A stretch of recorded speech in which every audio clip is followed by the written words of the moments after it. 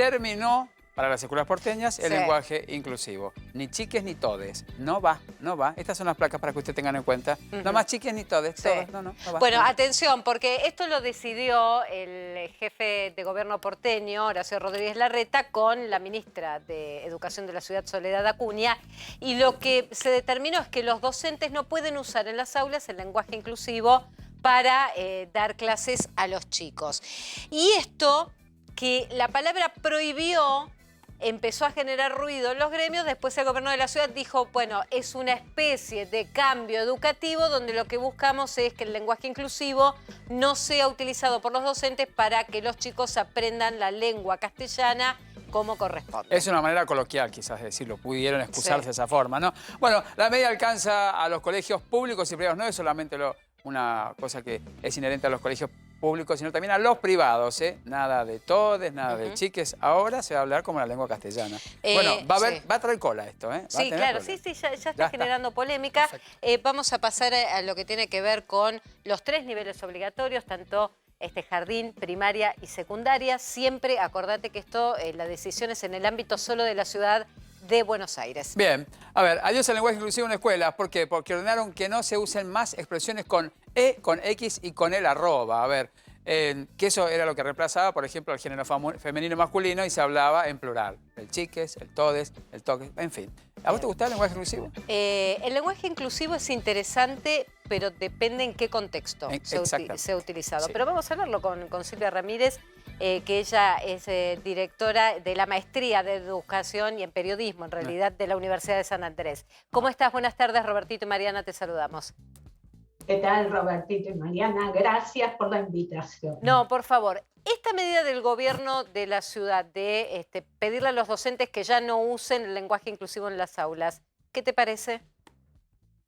Mira, toda medida de prohibición tiende a oírse como una invitación más que una prohibición. Y por ahí, haciendo un repaso de cuestiones del pasado, sería interesante observar que en las décadas de 1930, 1940, el Ministerio de Educación enviaba circulares a las escuelas exigiendo de docentes que tratasen de tú a sus estudiantes, con lo cual estaban prohibiendo el uso de vos.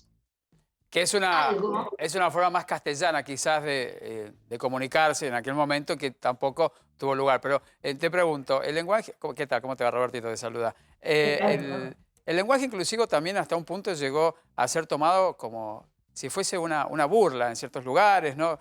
No se respetaba también la idea de hablar de esa manera. Y ahora, al parecer, bueno, en las escuelas de la Ciudad de Buenos Aires y en los colegios privados también, eso ya quedó como en el pasado, como lo que estás contando vos, como que lo que pasó en 1930, ahora también pasa exactamente lo mismo, bueno, en otra era, pero más o menos estamos en la misma situación.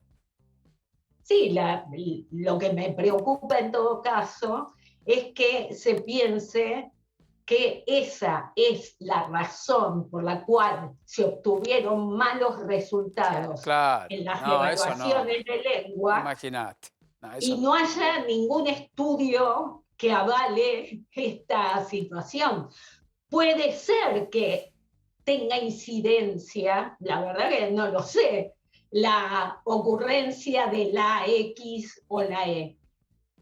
No lo creo, pero no lo sé. No hay estudios que... Silvia, sería como una medida más superficial al problema de fondo que hay cuando decimos que los chicos no entienden lo que leen, que realmente es un problema de fondo, porque si no entienden lo que leen no pueden responder a ciertos parámetros y a ciertas directivas que se les puede dar, inclusive cuando tengan que entrar al mercado laboral.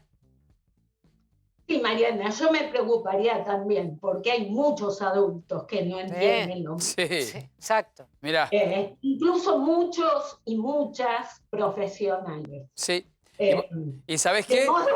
Y muchas profesoras y muchas formadoras en la educación que tampoco conocen fechas históricas, desconocen absolutamente ciertos usos de la lingüística. Eso también preocupa, porque está bien, los chicos evidentemente cada vez aprenden menos o estudian menos, pero también hay una parte educativa que tiene muchas falencias. No sé si estás de acuerdo o no, pero se nota y eso se ve. Sí, por lo pronto, lo que estamos estudiando y aprendiendo en los ámbitos educativos no siempre tiene que ver con lo que ocurre en el mundo que está fuera de la escuela.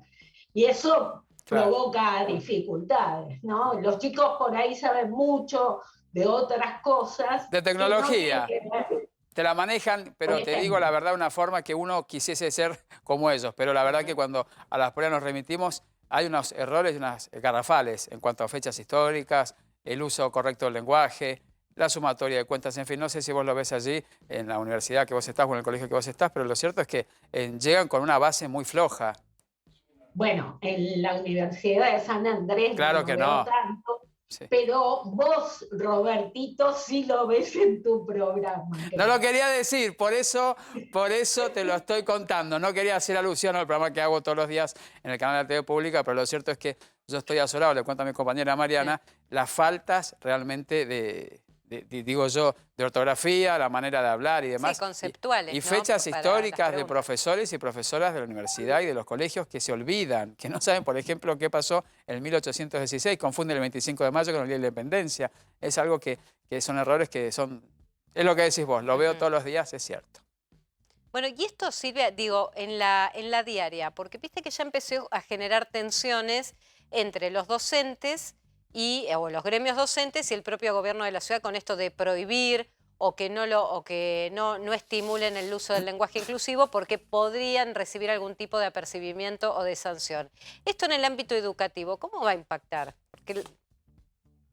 Toda prohibición es incómoda y, como dije antes, creo que a veces suena más a una invitación por lo prohibido, justamente.